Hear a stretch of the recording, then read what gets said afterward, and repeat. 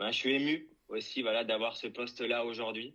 Il y a quelques années, c'était pas forcément un objectif d'être capitaine de Coupe Davis. Moi, j'ai arrêté ma carrière en 2017. J'ai pris pas mal de recul aussi par rapport à ma passion que j'ai eue depuis tout petit. C'était important aussi de tirer un trait, c'est ma carrière de joueur de tennis. Et quand on m'a demandé de rejoindre la Fédération française de tennis, il y a plus de 2 ans et demi, j'ai longtemps hésité à me relancer dedans. J'ai décidé de le faire. Et comme à mon habitude, avec beaucoup de passion, beaucoup d'envie, la plupart d'entre vous, vous savez que je suis aussi un grand travailleur. Donc voilà, j'ai commencé cette mission en tant que directeur du haut niveau, voilà, en recréant des liens avec les joueurs du circuit, recréer du lien aussi au CNE. J'ai eu la chance aussi d'intégrer le staff de l'équipe de France. D'ailleurs, je passe le message à Sébastien, même s'il ne nous entend pas, de le remercier de m'avoir permis d'être entraîneur de l'équipe de France. Et effectivement, et suite à cette nomination d'être entraîneur de l'équipe de France, petit à petit, je me suis dit, mais pourquoi pas voilà, un jour postuler pour être capitaine. Bien évidemment, jamais je me serais positionné pendant qu'il y avait un capitaine en place.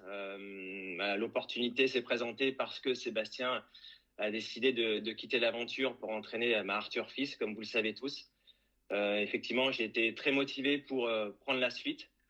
Voilà, je suis très fier d'avoir été choisi parce qu'il y a eu beaucoup de candidats, plus que légitimes, qui se sont présentés. Voilà, je suis conscient que j'ai aussi beaucoup de responsabilités, bien évidemment. On parle de la Coupe Davis, mais c'est aussi une année olympique l'année prochaine. Pour moi, c'est vraiment très important et c'est un objectif voilà, qui est là et bien présent. J'ai créé, qu'est-ce que je peux vous dire d'autre? C'est vrai que j'ai créé du lien avec pas mal de joueurs et il y a une vraie émulation qui s'est créée entre les plus jeunes, les moins jeunes et encore des plus âgés et qui est hyper intéressante.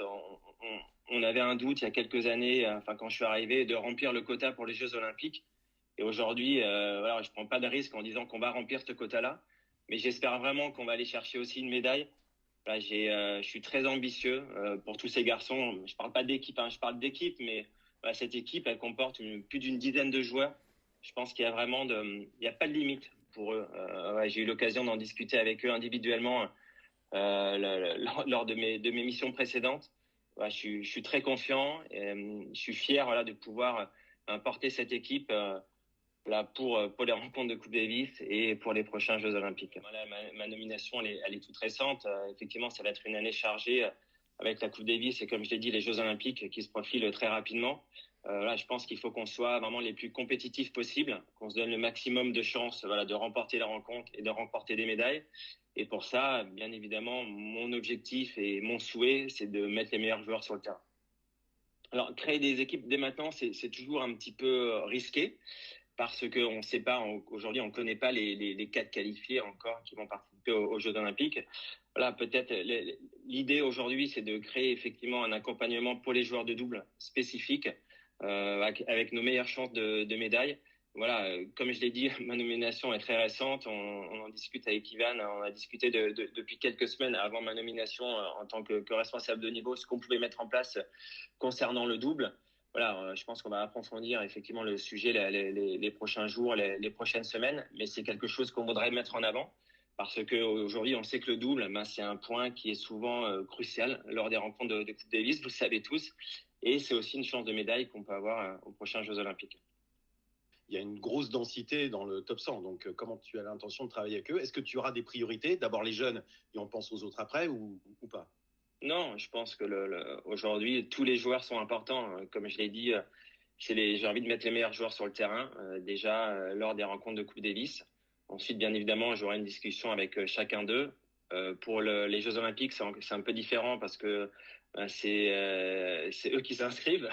Donc, il y a pas une vraie sélection qui est faite. Ensuite, c'est une continuité du travail aussi que je fais depuis 2 ans à plein temps au sein de la fédération. C'est d'avoir ce lien avec les joueurs, avec leur staff aussi, de les écouter. Voilà, je suis quelqu'un de très ouvert d'esprit. Alors oui, aujourd'hui, je travaille à la fédération, mais vous savez tous que j'ai été hors du système à un moment donné. Je me suis entraîné aux États-Unis. Donc, je pense que ces temps d'échange sont très importants avec eux. Et effectivement, ce lien à l'année est primordial pour créer effectivement un état d'esprit aussi de cohésion. Et mon but, effectivement, c'est de fédérer le maximum de joueurs et qu'on aille tous dans le même sens. Est-ce que le fait d'avoir été joueur aujourd'hui, d'avoir une longue carrière et d'avoir été en équipe de France un moment, suffit à faire un bon capitaine, étant donné que ton expérience de coaching est forcément limitée et que le rôle de capitaine, c'est du management et du coaching? Tu émets des doutes sur ma capacité d'être capitaine? Non, pas du tout, c'est une question ouverte, parce qu'il y a souvent des anciens joueurs qui deviennent capitaines, c'est ça. Je pense que j'en ai largement les capacités, parce que sinon jamais j'aurais osé postuler pour ce poste. Effectivement, mon expérience d'ancien joueur m'aide énormément. Et le passé que j'ai aussi sur le circuit pendant ces 20 dernières années, enfin, j'ai fait plus de 20 ans sur le circuit. Et aussi, depuis 2 ans maintenant, moi qui suis à plein temps au sein de la fédération et en contact permanent avec les joueurs, et d'abord, tu étais avec les plus jeunes, et j'ai eu cette envie de transmission dès que je suis arrivé à la fédération. C'est quelque chose qui m'a plu. Ce partage d'expérience, c'est quelque chose, alors peut-être, je ne sais pas si je devrais le dire, mais que j'aurais souhaité davantage quand moi je jouais. Voilà, parfois j'ai eu des discussions avec des joueurs qui ont été un petit peu difficiles parce qu'il faut les mettre face à leur réalité. Mais j'aurais aimé qu'on ait eu ces discussions avec moi-même par le passé. Voilà, je pense que vraiment, je peux avoir une plus-value par rapport à ça. Et je me sens complètement apte aujourd'hui à driver cette équipe de France voilà, le plus loin possible, que ce soit en Coupe Davis ou aux Jeux Olympiques. Ça, c'est une certitude. Et aujourd'hui, mon interlocuteur, Ivan, est là. Sur Adrien Manarino, qu'as-tu l'intention de faire avec lui? Il a pris position sur les Jeux Olympiques. Tu connais sa position. Elle est plutôt honnête, il faut bien le reconnaître. J'ai pas vu, moi. Comment? J'ai pas vu. Je lis pas donc tu connais sa position. Tu sais très bien qu'il considère qu'il est tellement nul sur terre battue qu'il n'a aucune chance. Un peu de respect, s'il te plaît, Fabrice. Donc il préférerait que quelqu'un d'autre prenne sa place. Donc ça, c'est la première chose. Qu'est-ce que tu as l'intention de faire avec lui? Et la deuxième chose, je voudrais que tu nous parles de la formule actuelle de la Coupe Davis, savoir ce que tu en penses, si tu l'aimes ou si tu l'aimes pas. Et si tu l'aimes pas, est-ce que tu as l'intention de rencontrer d'autres capitaines maintenant ce poste pour essayer d'influencer ce changement de formule? Sur la première question, ça va être très rapide. Effectivement, Adrien Manarino s'est prononcé effectivement sur le fait qu'il se sentait pas vraiment capable de gagner des matchs sur terre battue. Je dois avoir une discussion avec lui, bien évidemment. Là, c'est tout récent, donc j'ai pas eu le temps de l'appeler, mais j'aurai le temps de le voir et de discuter. C'est pas du tout mon intention aujourd'hui de faire jouer des joueurs sous contrainte. Voilà, donc c'est une discussion poussée que j'aurai avec lui. Et encore une fois, sur les Jeux Olympiques, il y a une inscription qui rentre en ligne de mire. Enfin, c'est eux qui s'inscrivent. Voilà, s'il estime qu'il a aucune chance, on verra. Donc j'aurai cette discussion avec lui. Concernant le format de la Coupe Davis, vous vous doutez, comme j'ai pu le dire il y a quelques minutes, que non, j'étais pas forcément fan de cette nouvelle formule depuis quelques années. Rien ne remplace les home and away. Voilà, alors on a encore ces home and away sur les premiers tours. Je pense que c'est très important de pouvoir de jouer, si on arrive à jouer à la maison, parce que ça permet aussi de faire la promotion de notre sport. Quand ça a été enlevé, ça a été une vraie déception. Ensuite, effectivement, se réunir avec les capitaines, essayer de voir ce qu'on peut faire. Après, les décisions, elles ne nous appartiennent pas non plus. Je sais qu'il y a forcément des discussions en cours, mais à partir seulement de 2025, on sait qu'à partir de 2024, le calendrier est complètement établi. Le président de l'ITF a été réélu. Voilà, mais effectivement, je vais m'intéresser, on va essayer de s'intéresser de plus près sur ce qu'il compte faire, effectivement, les prochaines années. Aujourd'hui, les deux meilleurs joueurs de double français ont quasiment 80 piges eux deux.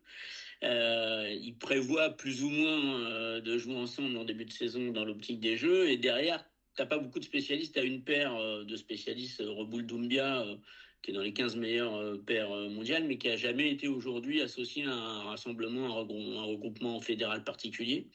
Est-ce que tu as l'intention de créer un pool double et de faire des rassemblements? Comment tu comptes gérer cette relève éventuelle? Ouais, on verra. C'est encore un peu tôt effectivement pour en discuter. C'est vrai que Nicolas et Edouard, c'est pas les plus jeunes. Nicolas a mon âge, donc on n'est pas tout jeune. Effectivement, il n'y a pas vraiment de spécialiste de double derrière. Oui, à voir. Effectivement, je pense que c'est pour ça qu'il faut pousser un petit peu ce sujet un petit peu plus loin, voir si il y a une école de double à mettre en place ou pas. Je sais qu'il y a des choses qui ont été mises en place aussi pour les plus jeunes. Voilà, et c'est essayer peut-être c'est pour ça que je parlais d'accompagnement, essayer d'accompagner peut-être certains joueurs en vue des Jeux Olympiques. Aussi inciter, et c'est important, c'est à eux de prendre leurs responsabilités, inciter les joueurs de simple à jouer de plus en plus le double. Parce qu'on sait que ce point est souvent crucial lors des rencontres. Aujourd'hui, s'il y a un joueur de double qui est blessé, il faut qu'on puisse effectivement avoir une alternative. Et on a beaucoup plus de chances voilà, d'être productif. Et si les joueurs de simple arrivent à jouer le plus régulièrement durant l'année. Donc c'est à nous de leur faire passer ce message-là, d'essayer de les faire jouer ensemble. Ensuite, c'est aussi eux les seuls responsables. Hein. C'est eux qui décident effectivement s'ils veulent jouer ou pas. Mais en tout cas, ouais, j'aurai ces discussions avec eux. Et on les a déjà depuis quelques temps. Je sais pas, on ne doit pas être nombreux à t'avoir vu ce jour de 2002 à Bercy. Je voudrais savoir, est-ce que ce serait un petit pied de nez, une revanche personnelle de pouvoir soulever à nouveau le saladier? Quel rapport tu entretiens avec ce saladier d'argent alors que tu l'avais approché du doigt il y a combien de temps? Merci Eric. Tu vas encore remuer le couteau. La Coupe Davis a toujours représenté énormément de choses pour moi. C'est vrai, aujourd'hui, pourquoi j'ai joué au tennis, c'est pour la Coupe Davis. Pour Roland Garros, j'ai un souvenir qui est très fort. J'avais assisté à une rencontre des Français. C'était contre les Hongrois, il me semble, à Besançon. Et j'avais 12 ans, j'avais discuté avec Arnaud Butch à la fin de la rencontre. Et depuis ce jour-là, j'ai eu envie de jouer pour l'équipe de France. Et c'est ce qui m'a donné envie de jouer. Voilà, donc j'ai toujours eu un lien très fort effectivement avec cette compétition. Oui, tu parles de 2002, ça serait un pied de nez. Oui et non, c'est pas pour ça que aujourd'hui j'ai postulé que j'ai postulé à être capitaine pour prendre une revanche sur quoi que ce soit. Bien évidemment, je serais fier qu'on puisse à nouveau soulever ce saladier d'argent. Voilà, même si on sait tous, hein, le format est bien différent par rapport au passé. Mais j'ai vécu des moments qui ont été très intenses voilà, lors de ces rencontres. Alors, des moments très difficiles, comme en 2002, hein, j'ai pas à le cacher, mais aussi des moments aussi très joyeux où j'avais pu voilà, apporter le point de la victoire chez moi à Strasbourg, ou quand j'avais battu Carlos Moya en Espagne chez lui à Alicante. Donc voilà, donc j'ai toujours eu vraiment quelque chose de très fort avec cette compétition. Et donc je suis d'autant plus fier aujourd'hui d'être capitaine de cette équipe.